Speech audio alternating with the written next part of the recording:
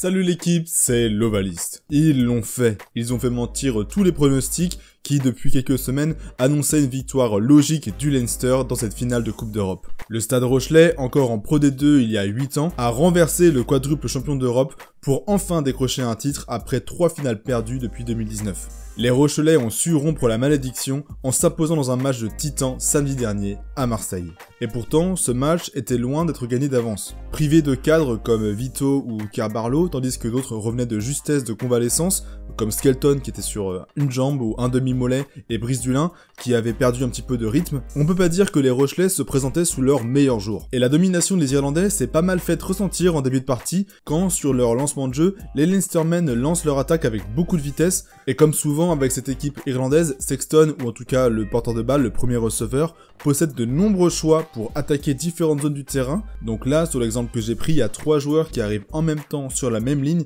pour défier physiquement et viser les intervalles, tandis qu'il y en a 2 autres dans le dos pour prendre l'extérieur ou s'infiltrer dans de potentiels espaces ouverts par les courses en l'heure. En concédant 3 pénalités en 5 minutes, les Rochelais ont ainsi donné beaucoup d'occasions au Leinster pour lancer son jeu, et notamment sur penalty touch, c'est le péché mignon du Leinster, et j'avoue que cette entame de match, avec le Leinster qui enchaîne les temps de jeu dans le camp Rochelais, m'a un petit peu inquiété pour nos amis maritimes. Mais sur une touche qui succède directement au coup d'envoi, les Rochelais vont faire preuve d'un opportunisme assassin. D'abord on peut souligner la fluidité de la touche, avec Haddad qui capte parfaitement le ballon avant de le transmettre à Aldrit, qui lui va porter juste ce qu'il faut pour fixer Keller et attirer à lui Van der Flier, le tout avant de servir Danty lancé comme un autobus dans la zone du 10, et dans la même action, on remarque que la feinte de maul initiée par les Rochelais permet de ralentir, on voit même que Antonio tient un petit peu par le maillot certains joueurs, donc permet de ralentir le pack du Leinster qui arrive donc en retard pour se redéployer en mode défensif. Après la percussion de Danty, le ballon est très rapidement éjecté pour West,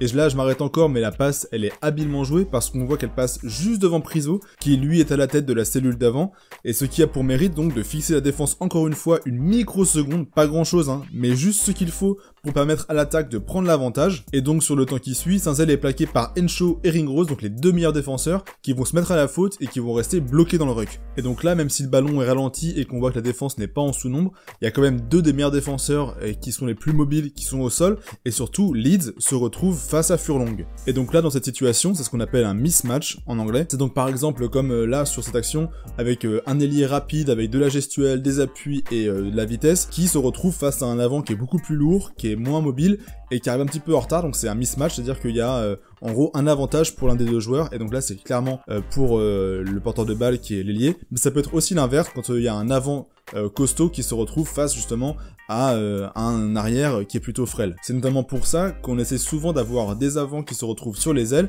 comme là sur l'exemple avec Aldrit, justement pour apporter de la puissance face à des ailiers qui sont pas forcément habitués à défendre face à ce genre de gabarit. Bon, revenons à nos moutons avec Leeds et Furlong, mais surtout on remarque que O'Brien, donc l'ailier, il va rester flottant un petit peu entre les 2 ailiers que sont Roule et Leeds, sûrement pour jouer l'interception, parce que ça peut être un coup à jouer sur ce genre de situation, mais aussi parce que je pense qu'il n'a pas confiance en son pilier, parce qu'on voit que Furlong arrive un petit peu en retard, et que Leeds, lui, arrive lancé dans l'intervalle, donc je pense qu'il se dit, si jamais Furlong l'a pas, c'est à moi de le choper, et puis on remarque dans un second temps que la feinte de passe du Rochelais va le perturber encore plus, il va pas vraiment savoir où se placer, et il va quitter des yeux Roule, qui passe dans son dos pendant ce temps-là, et après la suite, c'est le défilé, Roule bat Conan, et fonce aplatir le premier essai de la partie. Et outre le fait que sur sa seule réelle possession, La Rochelle parvienne à marquer, cette séquence dévoile la tactique maritime pour cette finale, qui était entre autres, je pense, de rapidement gagner les extérieurs, donc le couloir des 15 mètres, voire même le couloir des 5 mètres, et même si dans ce plan il y a eu pas mal de déchets, notamment en première partie on a vu beaucoup de ballons tomber, de passes pas bien ajustées, notamment avec Danty, mais ce qui est assez intéressant de constater, c'est qu'en fait le plan mis en place par O'Gara a beaucoup misé déjà sur le déplacement des ailiers, hein, on voulait les prendre de vitesse sur les ailes, et à plusieurs occasions on a vu que ces 2 ailiers étaient en même temps sur la même aile. Le but de cette stratégie, je pense que d'abord c'était de profiter du talent, de la gestuelle et de la rapidité des 2 Sud-Africains pour les avoir en fait dans la même zone et y apporter du coup beaucoup de danger au même moment. Aussi, il faut dire que les 2 compères ont maintenant pas mal l'habitude de jouer ensemble, que Roule a souvent joué centre avec La Rochelle, donc ils ont pas mal d'automatisme à eux deux. Et je pense honnêtement que ça s'est vu à la manière dont ils sont trouvés plusieurs fois les yeux fermés sur les offensives. Et surtout, je pense que le but d'aller attaquer cette zone spécifique du couloir des 15 mètres voire des 5 mètres, c'était en fait tout simplement de contourner les monstres défensifs que sont Henshaw et Ringrose. Bah ouais, parce qu'en effet, plutôt que de s'embêter à cogner contre le mur, à y aller frontalement, bah plutôt essayer de le prendre de vitesse et de le contourner, bah ça peut porter ses fruits. Alors c'est pas facile parce que la défense du Leinster est très agressive et que le porteur de balle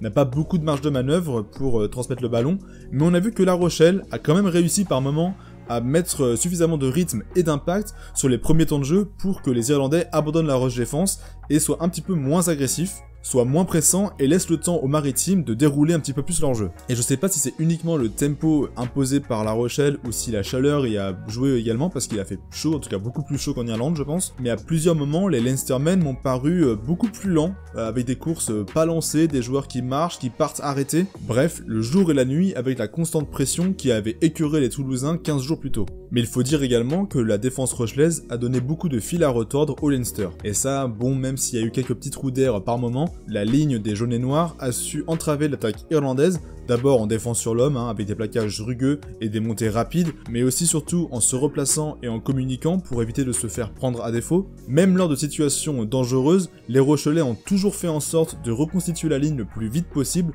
pour éviter les décalages. Et j'ai en tête notamment cette percée d'O'Brien, au cours de laquelle Roule défend très intelligemment, parce qu'au lieu de se précipiter sur l'ailier et du coup de plaquer à deux avec du lin et de créer encore plus d'espace, eh bien il reste sciemment en retrait, un petit peu en dehors du champ de vision d'O'Brien, pour ensuite viser Ring Rose une fois qu'il a eu le ballon. Mais le point déterminant au niveau défensif pour moi, c'est clairement le jeu au sol. On l'avait vu face à Toulouse et ça a parfois été le cas dans cette finale, le Leinster est sûrement l'une des équipes qui joue le plus rapidement les rucks pour assommer son adversaire avec un rythme infernal. Bien souvent, le ballon reste au sol moins de 3 secondes, voire même parfois juste 2 secondes, le temps pour Gibson Park d'éjecter et de créer un nouveau temps de jeu. Et ce qu'ont très bien réussi à faire les Rochelais, en fait c'est d'augmenter ce temps durant lequel le ballon reste au sol. Et on les a vus, les Aldrid, Bourgarit, Haddad, Liebenberg, Danty aller batailler comme des chiens dans les rucks. Et en plus de ralentir l'attaque, ça a forcé le Leinster aussi à consommer davantage de joueurs dans les regroupements, pour rendre le ballon disponible. Et quand t'es en attaque et que tu dois aller employer 3 voire même 4 joueurs dans les rucks au lieu de 2 habituellement, et mécaniquement t'as moins de joueurs disponibles debout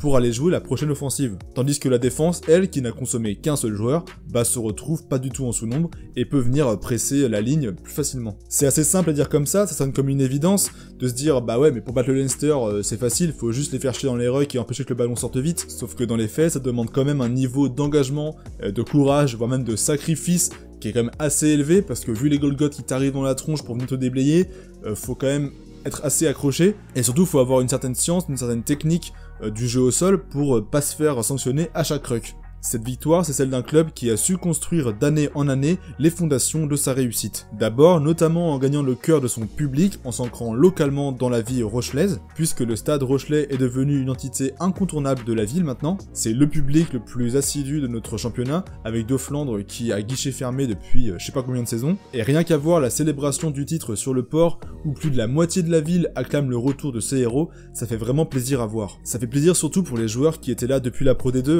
donc Antonio, Sazi, mais aussi Gourdon.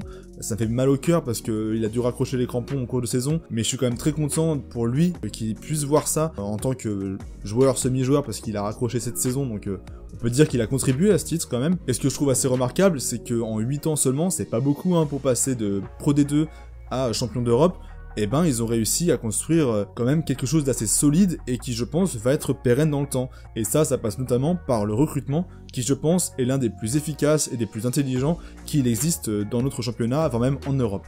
Outre les stars comme Vito ou encore Skelton, ce club a le flair pour dénicher des talents qui sont passés sous le radar des autres équipes. Je pense notamment à Botia, à Bourgarit, mais également bien évidemment à Aldrit, qui a quand même commencé en Fédéral 1 à la base. Je pense que c'est quand même incroyable de se dire que le mec est en Fédéral 1 et maintenant il est champion d'Europe. Il a aussi le Grand Chelem, c'est devenu un joueur énorme à 23 ans. 23 ans. Et quand on voit les joueurs qui vont venir les rejoindre la saison prochaine, donc entre autres Thomas, Astoy, Paiva mais aussi Tanga, on peut se dire qu'ils ont encore de beaux jours devant eux. Enfin, cette étoile européenne, c'est une victoire aussi pour la jeunesse rochelaise, avec notamment Bergeon qui avait même pas 50 minutes de jeu en Coupe d'Europe et qui te fait une finale mais incroyable. Il s'est débrouillé comme un chef, pas du tout impressionné par l'événement, le type. Il a été vif dans les éjections, efficace dans les sorties de camp, bref, un vrai patron derrière un pack monstrueux. Et puis aussi, comment ne pas souligner la performance d'Haddad. Imaginez un petit peu à sa place d'apprendre à une semaine de la finale que tu vas être titulaire à la place de Victor Vito parce qu'il est forfait de dernière minute, et il paye pas de mine, loin des traditionnelles 3ème ligne bodybuildées, et pourtant il a passé son match à batailler, à découper, à faire chier dans les rucks, à porter le ballon au ras. Le type est champion du monde du vin, champion d'Europe maintenant à peine 21 ans. Moi je sais pas, mais à 21 ans je mangeais encore mes crottes de nez. Bref, ça promet de très belles choses pour la suite. On va rapidement passer au top et au flop de la rencontre. Mais avant cela, je vous rappelle aussi que si vous aimez ce que je fais et que vous voulez me soutenir,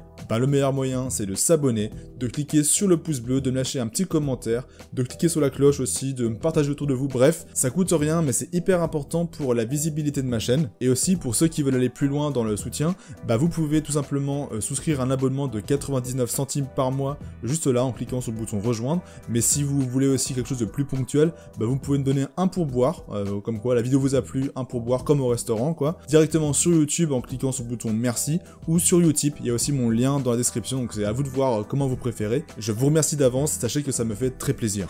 Bon, les tops pour moi, c'est d'abord un homme qui était au centre des critiques dernièrement, c'est Ayaya West. Il a parfaitement su se mettre au niveau de l'événement, et donc ça que ce soit dans le jeu au pied ou tout simplement dans le jeu courant où il a été très bon ballon en main, et ça me fait plaisir pour lui après tout ce qu'il a traversé l'an dernier. Et puis sinon, le pack Rochelet a tout bonnement été énorme, c'est pour moi actuellement le meilleur pack d'Europe, y a pas photo. Ils ont réussi à faire craquer les avants irlandais, et ça c'est quand même pas chose aisée. Mention spéciale notamment à Skelton, Antonio et Aldrid pour leur abattage impressionnant. Côté Leinster, Van der Flier a surnagé au sein d'un pack pourtant en souffrance. Cette saison, il est juste impressionnant et ça dans tous les secteurs, et je pense vraiment qu'il s'impose comme une référence à son poste. Et derrière, on a encore vu un gros match de la paire de centre Henshaw-Ringrose. C'est vraiment les joueurs clés de cette province. Ils se connaissent sur le bout des doigts et c'est les joueurs qui ont le plus avancé de leur équipe sur ce match. En flop maintenant, si je devais en sortir un de chaque équipe, d'abord, il y en a un qui vous saute aux yeux, c'est normal, c'est Thomas Lavaux. Un croche-patte, comme si de rien n'était, en sifflotant, l'air de rien. Ouais, logiquement, carton jaune, Thomas, forcément.